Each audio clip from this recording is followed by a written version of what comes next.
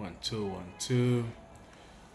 All right. So, applying the critical method to the same 3 month summer community garden project from my previous assignments, this will, it will let me do a deep comparison of CPM, PERT, and Gantt charts.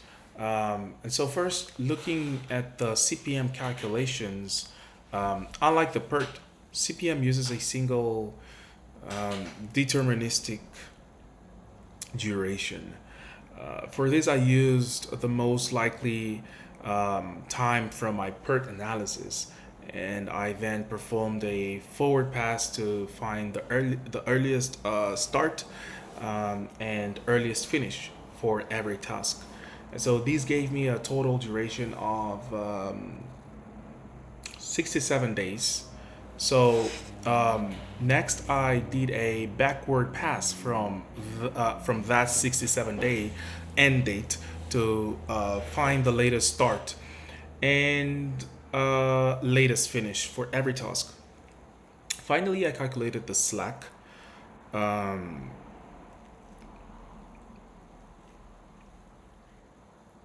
Yeah, so I calculated the slack by subtracting the earliest start from the latest start. And so the results were interesting. The tasks with zero slack form the critical path, which is the backbone of the project. You can see it here. It starts with forming a committee, right? So forming the committee goes through securing approval, then creating the resource plan, and then and then ordering materials, assembling the beds, and all the way to the grand opening. So a delayed um, any of these tasks will delay our 67-day project. I believe that the real insight comes from the non-critical tasks. Um, if we look at, like, for example, like 1.24 purchase tool shed, it has an 18 days. It has an 18 days of slack, and so this tells me I have an 18-day window where I can delay that purchase, maybe to wait for a sale without affecting the project's end date at all. Yeah, and so this is the kind of like resource flexibility that CPM makes visible. Now, comparing it to PERT, uh, I believe that the biggest difference is like time estimation. So CPM uses one like deterministic number, like 5 days. PERT uses three probabilistic numbers. So my CPM duration was 67 days. It's precise, but like it assumes like secure approval. Um, how do I say? It assumes that secure approval will take exactly 15 days, and so my duration was 70.4 days, and yeah, and so that was like that is the most realistic, as it accounts for the risk that approval could take 30 days, right? And so in my last PERT analysis, I initially calculated a critical path of 66.8 days. I remember it, but after a deeper review, I found a different parallel path. The one running through community meeting and resource plan was actually longer, at 70.4 days. So this is a perfect example of PERT's complexity.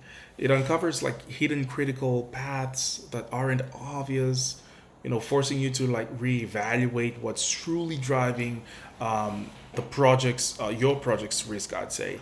Um, and so like CPM's focus is on time and cost control. So it's best for projects where the tasks are like well understood, like construction, and PERT's focus is on managing uncertainty.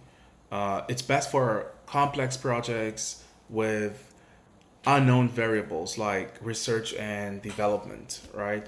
And so my CPM 67-day plan is what I show the team, but the PERT 70.4-day plan is what I use to manage risks. So, how does CPM compare to the Gantt chart?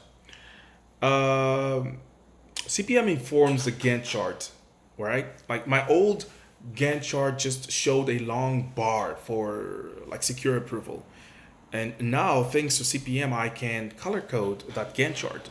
I can make all the critical path tasks red, and all the non-critical tasks blue.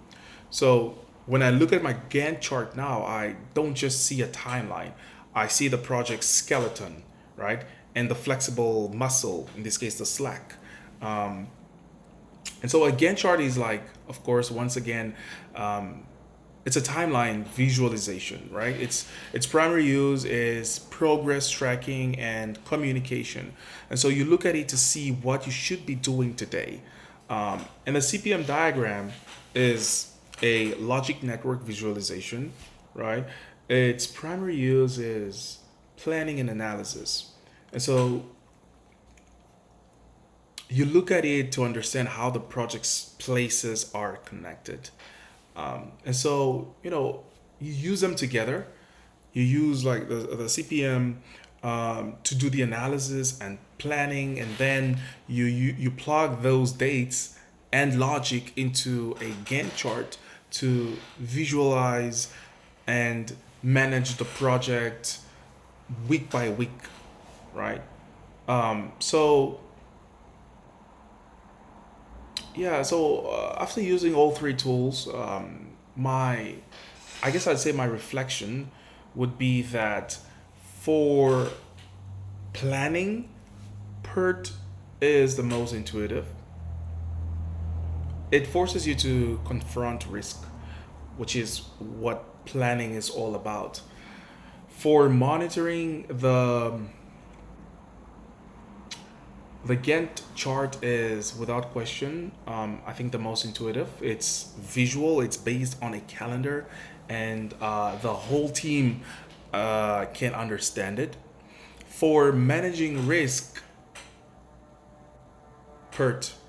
PERT is, PERT is a clear winner for me, I think, as it's like the only tool designed to quantify uncertainty, right?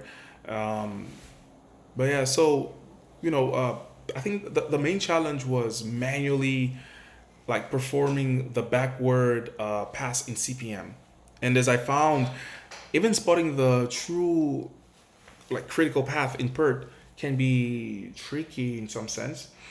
Cause so it highlights why project management, is this really like highlights like why project management software is really I'd say valuable, important, I'd say. um, yeah, and so I guess I'll just say like final conclusions are that no single tool is best. I guess the real skill is just knowing which tool to use for which purpose, right? Like PERT to risk, CPM for logic, and Gantt for tracking.